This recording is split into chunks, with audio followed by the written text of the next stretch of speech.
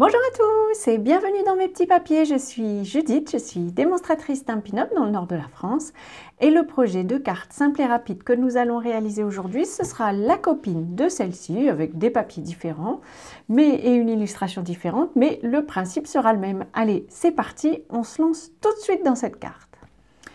Pour réaliser cette carte, on va utiliser le set de tampons Les Joies de la pluie. Alors vous savez, je le dis toujours en introduction, moi j'habite dans le nord. Cette année, on n'avait pas encore eu beaucoup de pluie. Là, on est bien servi. En même temps, il faut bien que les nappes phréatiques se remplissent. Mais bref, les joies de la pluie, je connais. Et j'aime beaucoup l'idée de ce set de tampons qui serait un peu... allez, même quand il pleut, soyons heureux. C'est un peu l'idée, je trouve. Et du coup, je vous propose de réaliser une carte aujourd'hui. Et puis... aujourd'hui, on va utiliser cette petite... alors pour moi, c'est une lapine. Je ne sais pas si vous pensez que ce serait un lapin, un garçon, j'en sais rien. Bref, on va réaliser cette petite version. Pour le dégradé des papiers de série design, j'ai découpé un morceau dans la collection dont j'ai oublié le nom. Mais comme toujours, je vous mettrai les références. Je ne sais même plus, je ne trouve plus, je ne sais pas. Ah si, il est là. Voilà, je vais vous montrer. Donc ça s'appelle Caprice de météo et vous avez comme ceci des papiers qui ont tous un petit effet, c'est un papier spécialité, un petit effet brillant comme ça ou nacré, enfin bref, c'est vraiment joli. Les mesures de ce papier-ci sont classiques, elles sont de 14,3 cm sur 10. Je vais le couper à 5 cm par le haut et 5 cm par le bas. C'est vraiment des mesures que j'ai choisies comme ça de façon aléatoire. Et on va le disposer, il faut que je mette mes gouttes dans le bon sens, voilà, comme ceci. Et j'alterne le recto et le verso pour avoir un petit effet dégradé comme ça. Enfin, pas dégradé, mais un petit effet visuel avec une bande de couleurs dans la pluie. C'est ça que je cherche. Pour notre illustration, j'ai donc choisi le petit lapin ou la lapine, je ne sais pas bien. Chacun choisira ce qu'il y voit. Je le tamponne en memento.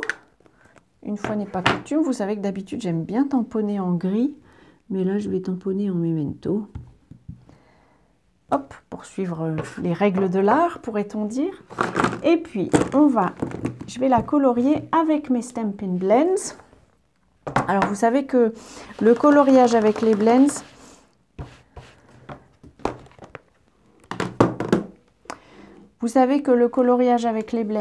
c'est vraiment très facile. On n'a pas besoin de s'inquiéter de faire des traces, vous savez, avec les feutres qu'on avait à l'école.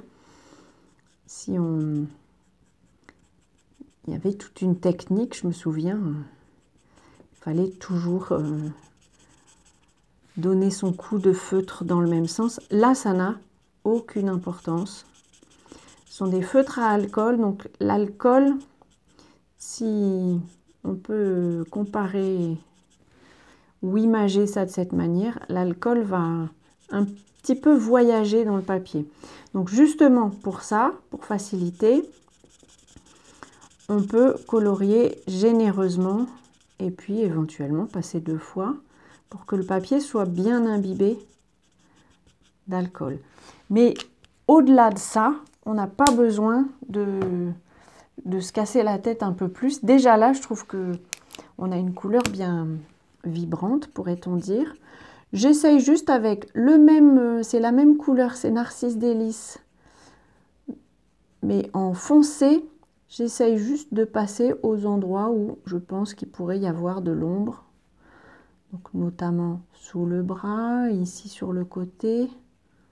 Voilà, juste ça, mais c'est pas indispensable. Je vais lui faire son petit bout de nez en pétales roses. Et puis je vais faire aussi l'intérieur des oreilles ici. Juste parce que c'est quelque chose que j'aime bien faire d'habitude. Et puis la flaque, je vais la faire en béguin bleu clair. À nouveau, là, j'ai pas du tout besoin de m'inquiéter.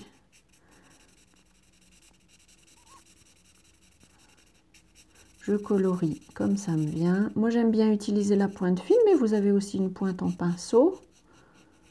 Ça, c'est vraiment une question de choix. Alors, j'ai fait son imperméable en jaune. Pour moi, c'est l'imperméable breton dans mon imaginaire. Et j'ai envie d'y mettre un petit peu de brillant, puisqu'il y a de la pluie. Ça doit luire un peu. Donc, j'utilise mon pinceau Winklestaller. Alors, je ne sais pas si vous le verrez à la caméra, mais ça rajoute un petit brillant. Ça rend la pluie un peu magique. Bon, c'est peut-être pas vrai dans la vraie vie, quoique, après tout, on ne mangerait pas s'il n'y avait pas de pluie. On va pouvoir assembler ça. J'ai pris une base de cartes Tahiti en mer, sur laquelle on va pouvoir disposer nos papiers. Alors, pour essayer de bien les centrer, je les pose d'abord tous sur mon papier pour bien visualiser l'endroit précis où je veux les poser. Hop, comme ceci. Non, c'est encore un peu bancal. Voilà, c'est pour ça, c'est parce que si je l'ai fait, je me connais, si je l'ai fait séparément, je vais terminer avec une mise en place qui sera complètement bancale.